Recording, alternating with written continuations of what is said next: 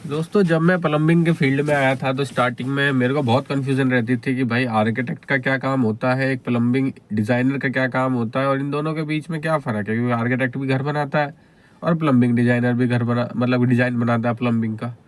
तो वर्किंग करने के बाद मेरे को पता चला कि भाई इनका जो काम है ना, दोनों का बहुत ही अलग अलग है। मतलब कहने का मतलब ये है कि प्लेटफॉर्म तो एक ही है, ट्रैक एक ही है, पर करते दोनों अलग अलग तरीके से। वो कैसे करते हैं कि कोई भी बिल्डिंग बनेगा आपका, मान लो कि सबसे पहले उसमें इन्वॉल्वमेंट किसकी होगी, आर्किटेक्ट की। आर्किटेक्ट क्या बनाएगा, उसका लेआउट बनाएगा, उसका नक्शा बनाएगा, उसका एक बेस और ढांचा तैयार कर देगा। उसके बाद उसमें बहुत सारी चीज़ें होती हैं, जैसे कि उसकी डिजाइनिंग हो गई, फर्नीचर कौन सा लगना है, सोफ़ा कौन सा लगना है, डिजाइनिंग का सारा कॉन्सेप्ट आर्किटेक्ट ले लेते हैं। उसके अलावा जो अंदर जो प्लम्बिंग की लाइनें होती हैं कि भैया अब आर्किटेक्ट के पास इतना टाइम तो है नहीं कि वो हर एक चीज़ में डिटेलिंग में घुसे।